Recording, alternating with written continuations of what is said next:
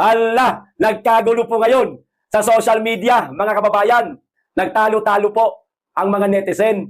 Dito sa balibalitang di umano'y itong si Ombudsman Boying Rimulya, mga kababayan, kagabi ay isinugo di umano sa ospital. Pero ba't ganon? Nakakatawa ho sa comment section, mga kababayan, habang nagbabasa ako. Imbis na ipanalangin po nila na malagpasan ni Boying Rimulya itong di umano'y kanyang karamdaman kaya sa isinugod sa ospital, aba, siguro mga 80% mga kababayan, ang nababasa kong comment, anila, sana daw matuluyan na mategi na. Kayo masyado, masyado na kayo. Ito po ang nakita kong balita kagabi, mga kababayan. Ayan news, Boying is reportedly rushed to hospital. Kita nyo na? Is Romy calling for him? Yan. Pero itong 3 oras pa lamang po ang nakakalipas, mga kababayan. Ito naman po ang umiikot ngayon sa social media. May balibalita na sinugod sa ospital si Boying Rimulya. Ano ang dalangin mo para sa kanya? Ikaw na nanonood ngayon, ano ang dalangin? Dalangin mo para kay Boying.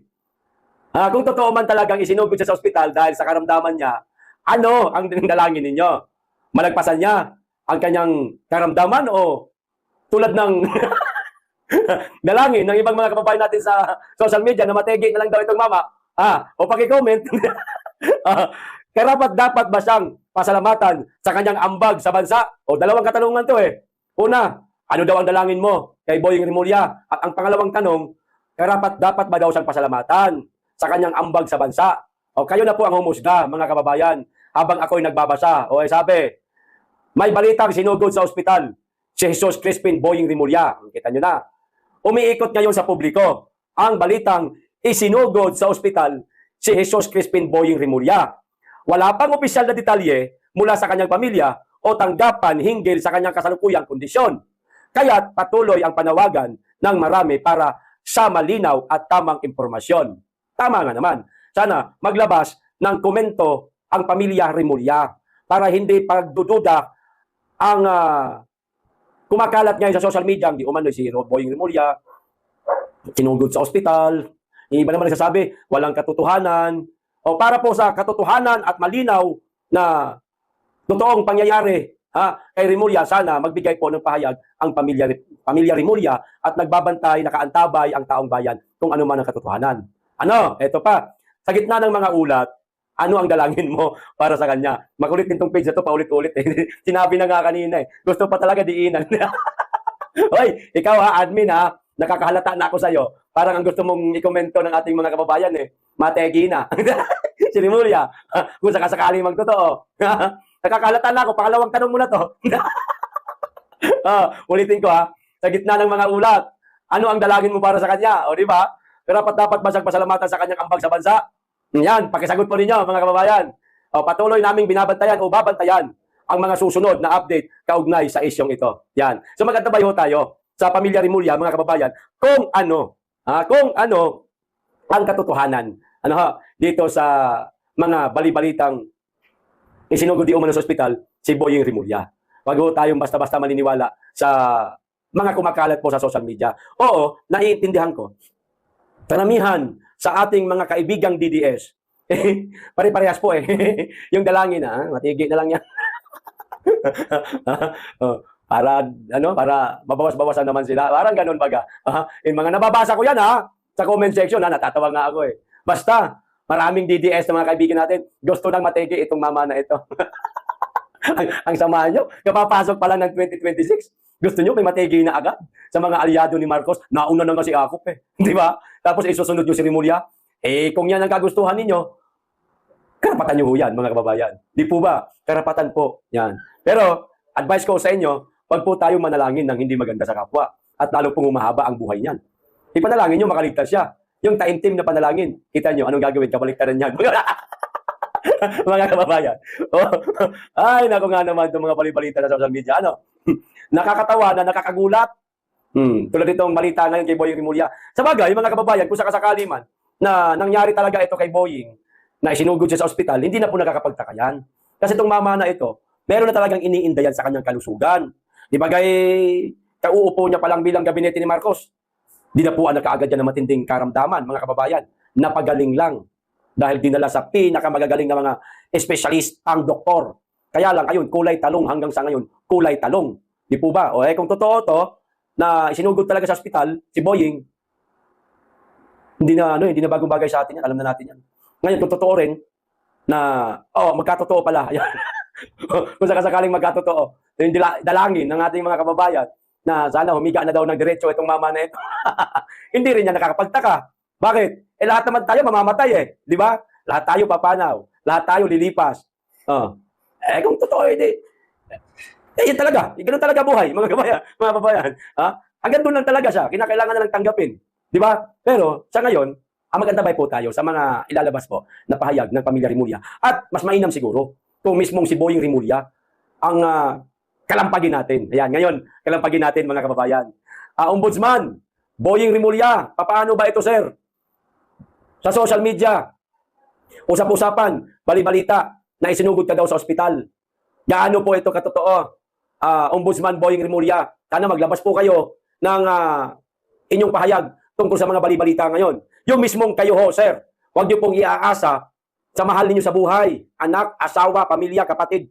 Walang ganun. Yung mismong makikita ho kayo na malakas pa, kausap nyo ang mga mainstream media na mga kilala ninyo. Magpatawag ho kayo ng mga media, magpa-interview ho kayo para linawin etong bali-balita ngayon na isinugod ka daw sa ospital, hindi ka ba natatakot yan? Napakahirap po na meron tayong malubhang karamdaman. Sagutin nyo po ang katanungan ng ating mga kababayan, Sir Boying Rimulya. Yung mismong kayo kasi kapag kayong kamag-anak nyo lang, asawa nyo, anak nyo, kapatid nyo lang ang magsasabi na, okay naman si Ombudsman Boying Rimulya, nasaan? Wala ang presensya niya sa camera. Camera na nga lang Interview na nga lang, wala pa. Mas lalo maghihinala, magdududa yung ating mga kababayan na tama, itong bali-balitang isinugod nga po kayo daw sa ospital, sir. Mainam pong kayo mismo ang humarap sa media at sabihin ninyo na hindi totoo. Ito, buhay na buhay, tumatagay. Ganon. Di po ba? Pero kapag kamahal sa buhay niyo lang po, sir, kumpleto. Buo na ang hinala ng mga kababayan natin na baka ikaw nga isinugod sa ospital. Yan simpleng kahilingan lang naman po, sir, naming mga nasa baba na gusto rin namin malaman kung ano talaga ang totoo. Okay, ito pa isang balita, mga kababayan. Etong tungkol naman po, etong si Magalong talaga, oportunista talaga ang datingan nito no? Napakaraming mayor sa buong bansa.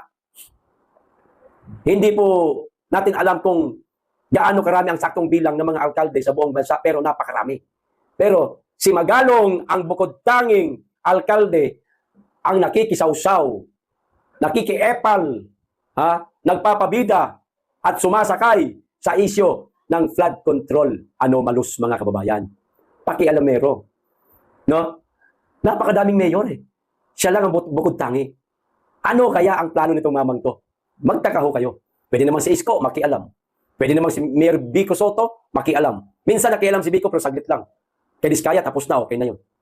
Di po ba? Pwedeng si Mayor Baste. At kung sino-sino pang mayor sa ating bansa na makialam, sumama sa mga inspeksyon na ginagawa ng ICI at ng DPWH sa mga di umano'y flood control project. Wala. Tanging si Magalong lang. Eto ang pahayag niya, mga kababayan, tungkol po ito sa distrito ni Sandro Marcos. Nakialam na naman siya. Di ba?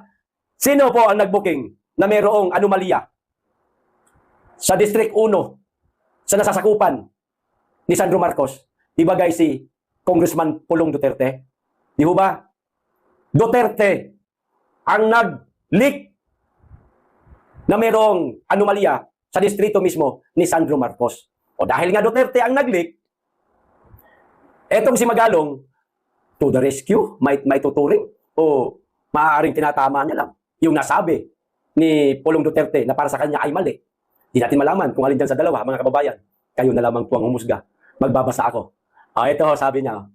Sinabi ni Baguio City Mayor Benjamin Magalong na mayroong anomalya. Tandaan niyo po yan. Na mayroong anomalya sa pinuntahan nilang mga proyekto sa Ilocos Norte. Saan daw sila nagpunta? Sa Ilocos Norte. Ano daw meron? Anomalya. Ano yung mga proyekto na yun? Walang iba, kundi mga flood control project. Ilocos Norte, mga kababayan, nasasakupan po ito ni Sandro Marcos. Aniya, Walang ghost project sa lalawigan. Ngunit, mayroong substandard at questionable proyekto. Tama. Maaring tama siya. Walang ghost project, pero mayroon daw substandard at questionable proyekto. Mayor Magalong, kasi hudang substandard o questionable proyekto lamang ito, sir, maituturing pa rin yan na anomalya. Substandard. Bakit substandard? Kulang-kulang yan sa materyales. Hilaw ang semento, walang bakal, walang mga malalaking batong idinagdag doon sa tambak para maging buo siya na isang flood control bago man ito binuhusan ng semento. Kulang-kulang ang materyales, kaya naging substandard. Nasaan yung ibang pondo? Yung sapat na pondo. Bakit naging substandard? Kasi ibinulsa na. So ano tawag dyan? Anomalya pa rin yan. Mayor Magalong. Questionable proyekto. Bakit questionable? Pare-parehas lang. Tibag ka agad, nadaanan lang ng isang rumaragasang tubig, tibag. Ay magtatanong ka talaga, paano to ginawa? Gaano karaming sementong inilagay dito? Bakit napakalambot? Bakit walang bakal? Nasaan yung tamang pondo? Di ba questionable? Yan yung ibig niyang sabihin. Questionable proyekto daw. Mga anomalya pa rin yan. Mayor Magalong. Ay ito, habang humahaba po, yung binabasa ko mga kababayan, pansinin niyo po ha. Ayon kay Magalong, ang mga proyekto sa lalawigan ay nababalot ng irregularidad. At naniniwala siyang naniniwala siyang hindi batid. Eto na tayo. Ng punong ehekutibo ang tunay na sitwasyon sa ground. Ipinagtanggol niya na si Mr. President, mga kababayan. Una niyang ipinagtanggol yung anak ng presidente. Ngayon, mismo ang presidente na. Ano sabi? Batid niya daw, mga kababayan, na hindi ito alam ng punong ehekutibo, which is si Pangulong Bongbong Marcos yan, yung tinutukoy niyang punong ehekutibo. Ito, sabi, liwanag ayon kay Magalong, ang mga proyekto sa lalawigan ay nababalot ng irregularidad at naniniwala siyang hindi batid. Hindi batid ng punong ehekutibo. Malalim lang yung pagkakasabi. Batid Hindi alam. Yan. Ng punong ehekutibo ang tunay na sitwasyon sa ground. Kalokohan yan, Mayor Magalong. Hindi alam to ni Mr. President na mayroong anomalya, questionable, at irregularidad ng mga flood control project sa distrito ni Sandro Marcos. Nak ng tota naman, naglulukuhan tayo. Saan ba nakatira? Ang Pangulo. Sa Ilocos Norte. Di ba, mga kababayan? Sa Ilocos Norte. Kung saan, yun din mismo ang baluarte ni Sandro Marcos. Imposibleng hindi niya alam. Wag mo masyadong ipinagtatanggol si Marcos Magalong. Napapaghalata ka na, sir. Napapaghalata ka ng tuta kayata talaga ni Marcos. Nakikialam ka Sa flood control project, napakaraming mayor, hindi naman pakialamero, hindi naman nakikisaw-saw. Pero ikaw talagang lantaran sa mainstream media, nagpapa-interview ka pa. Wala ka naman na sa ICI. Di ba nag-resign ka na? Bakit ka pa nakikialam? Magalong. Ito pa, hayagang sinabi ni Magalong na, I know that the President is not aware of what really happened. Okay, tanyo na. Pero doon pa lang sa Ilocos Norte, talaga, maanomalya Iginiit din niya na kailangan ng matinding pahayag mula sa Pangulo upang imbestigahan ang mga kaganapan sa Ilocos Norte dahil ito lamang ang paraan upang maipakita na sincere siya rito sa pag-iimbestiga. Magalong, hindi mo makukumbinsi si Bongbong Marcos na magbigay ng pahayag tungkol dito sa mga sinasabi mong irregularidad, anomalya at mga substandard project sa distrito ni Sandro Marcos. Hindi mo mapipilit yan. Aba, pag napilit mo, bilib na ako sa'yo. Pero hindi mo mapipilit yan. Simpleng hair follicle nga para patunayan na hindi siya gumagamit ng droga, hindi niya nga kayang gawin Yan pa kaya? Ito pa kaya? Kasiraan ito ng anak niya? Palagay mo, magbibigay ng pahayag ang presidente? Hindi, Magalong. Kung ikaw nakita mo ang anomalya, ang irregularidad, mga palpak na flood control dyan sa Ilocos Norte, nasasakupan ni Sandro Marcos, ikaw na mismo ang maglabas. Puro ka lang yabang Puro ka lang bunyag, puro ka lang pasabog. Hindi mo naman kayang tapusin. Wala namang epekto. Nagpapabango ka lang. Inutil pa rin ang datingan. Di ba? Nakakatawa naman to si Magalong. Ito. Ibinunyag din ni Magalong ang napakalaking pondo na inilaan para sa taong 2025, partikular na sa unang distrito na kinatawan ni Congressman Sandro Marcos ayon sa alkalde. Isang distrito pa lang yun umabot na ho ng 12.9 billion noong 2025 at may mga impormasyon pang nagsasabing umaabot ito sa halos 13 billion peso.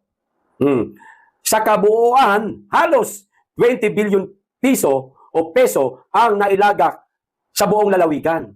Distrito ho yan ni Sandro ha. Kung saan binanggit din ni Magalong na tila may mga pinapaborang kontratista dahil may mga pinili lang na mga contractors dyan na nakakakuha ng mga proyektos. Mayor Magalong, wala kami pakialam dyan sa mga kontraktor na yan. Dito kami kay Sandro Marcos na ganun pala kalaki ang pondo nito. Umaabot di umano mga kababayan ng 20 billion peso. Napakalaki ho niyan. Bakit mayroong mga anomalya? Bakit mayroong irregularidad? Bakit mayroong mga substandard project dyan sa lalawigan ni Sandro Marcos? Yan ang maganda mong imbestigahan. Magalong, total, pakialamero ka man, nakikialam ka man sa flood control project, wag kang puro bunyag, Magalong. Tutuhanin mo ito. Kung kinakailangan, ipitin mo si Sandro Marcos, gawin mo, wag kang matakot sa Pangulo. Kasi, puro ka pasabog, puro ka pagbubunyag, wala ka namang mga ginagawang matinding laban. Ano tawag sa'yo ng tao? Nagkikisaw-saw ka lang sa isyo, sa flood control, na pwede ka man sanang manahimik. Dahil unang-una, wala ka na sa ICI. Alkalde ka lang pati. Di ba? Napakaraming alkalde sa buong bansa, pero tahimik lang sila. Ikaw lang ang bukod tanging pakialamero. Pero wala ka namang nagagawa. Kung sa Bisaya pa, wa kay agi. Ang ingay mo, pero wala ka namang nagagawang solusyon. Wala kang iniipit. Puro ka lang kwento, wala namang wenta. Sa madaling salita, Magalong. Ayan na, ang liwanag. Ikaw na mismo may sabi, sa lalawigan ni Sandro Marcos, Ilocos Norte, First District, merong mga anomalya, irregularidad, substandard project, nagkakahalaga, suma total, 20 billion. Anong gagawin mo? Hanggang ganun lang. Chismoso ang datingan. Magalong, huwag kang chismoso. Kung hindi mo kayang ituloy ang laban, tumigil ka na lang. Lalo ka lang nasisira eh. Napapaghalatang ginagamit mo lang itong issue sa flood control para bumango ang pangalan mo. Oportunista po tawag dyan, sir. Oportunista. Di ba? Para saan itong ginagawa mo? Bakit ka nagpapapogi, nagpapabango? Kunwari, sabihin matapang ka. Galit ka sa korupsyon. Para saan yan? Palagay ko lang ha. Pasensya na kung mali ako. Para sa susunod na halalan, baka may plano ka tumakbong senador. Hindi. Huwag mo na pangarapin. Hindi ka mananalo. Duterte lang ang may kayang gawin yan. Mula sa pagiging alkalde, tumakbong presidente, panalo. BP Inday Sara, mula sa pagka-alkalde, tumakbo ng vice-presidente, panalo. Dahil kung presidente ang tinakbuhan ni Inday noong 2022, siguradong panalo. Yorme Isko, mula sa pagka-mayor, tumakbong presidente, talo. Huwag mong hayaan, Magalong, na isang mayor, Magalong, tatakbo sa susunod na halalan bilang senador, baka talo. Huwag mo nga hayaang mangyari yan, kahiya-hiya. Gumawa ka kasi ng maayos. Yung mga pasabog mo, yung mga ibinunyag mo, tutuhanin mo. Huwag puro pagalingan lang, papogi lang, wag. Galingan mo. Kinakailangan mong manawagan sa Pangulo na paimbestigahan si Sandro Marcos, gawin mo. Pero kung hanggat di mo kayang gawin, wala kang kwenta. Walang kwenta yung mga pinagsasabi mo, yung mga ibinubunyag mo. Hanggang dyan ka lang. Wala kang kayang gawin na mas ikatutuwa ng ating mga kababayan. Hanggang pasabog ka lang. Mag-vlogger ka na lang. Kung gano'n ang gusto mo. Gusto mong sumikat? Gusto mong bumango? Mag-vlogger ka na lang po, sir. Mag-vlogger ka na lang. Eh, puro ka pasabog. Wala namang wenta. Nakisali ka sa inspeksyon na ginawa ng DPWH at ng ICI sa Davao City. May napala ba kayo? Wala. Diba? Sino ang bumuo ng ICI bilang isang investigative body? Ang Pangulo. Inilagay ka rin sa ICI, pero kalaunan lumayas ka. Natuwa kami ron. Akala namin, sasabihin mo, ang totoong galaw sa ICI, wala rin naman pala. Nanahimik ka lang. Bakit ka umalis kung wala ka nakitang katiwalian sa ICI? Bakit nag-resign si Singson? Bakit nag-resign si Pahardo? Bakit ka nag-resign? Di ba?